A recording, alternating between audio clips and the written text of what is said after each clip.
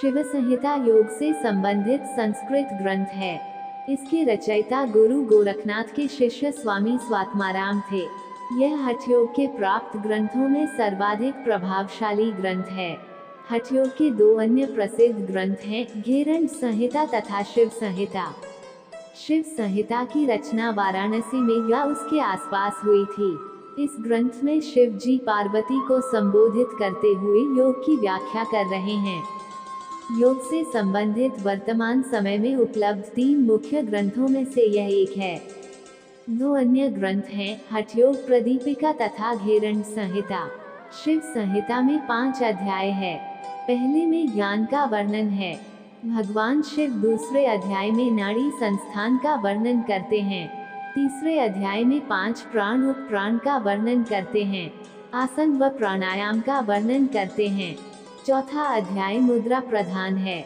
वह साधक की घट परिचय निष्पत्ति आदि अवस्था का वर्णन करते हैं। 5वें में 200 से अधिक श्लोक हैं। इसमें साधक प्रकार व सप्त चक्रों का विस्तृत वर्णन है। प्रथम अध्याय अद्वैत वेदांत को सार रूप में प्रस्तुत करता है। दूसरे अध्याय में नाड़ी जाल का वर्णन है।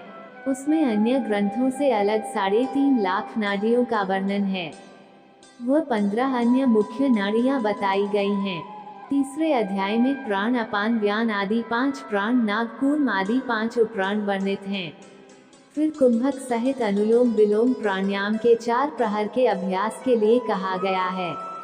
फिर पद्म आसन आदि 5 आसन बताए हैं। अध्याय में 10 मुद्रा महामुद्रा, महाबंध उड्डयन आदि, बंध विपरीत करनी खेचरी आदि को विस्तार से वर्णन किया है। 5वें अध्याय में साधक के प्रकार अनुसार प्राप्ति में लगने वाला समय विधि बताया है। विशेषकर 5वें में 7 चक्रों का वर्णन है। फिर कुछ साधारण व चमत्कारी विधियां बताई हैं।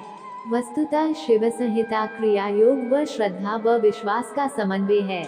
वह योग का महत्वपूर्ण ग्रंथ जो आजकल अध्ययन किया जा रहा है। अध्याय योग से संबंधित हैं।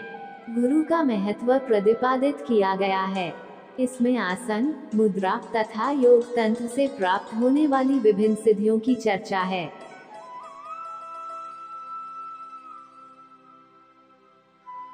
आपको हमारी जानकारी सही लगी तो कमेंट में जय श्री राम लिखिए, ताकि हम आपके सामने इसी प्रकार के और तथ्य लाते रहे और सनातन संस्कृति विश्व में प्रचलित करें।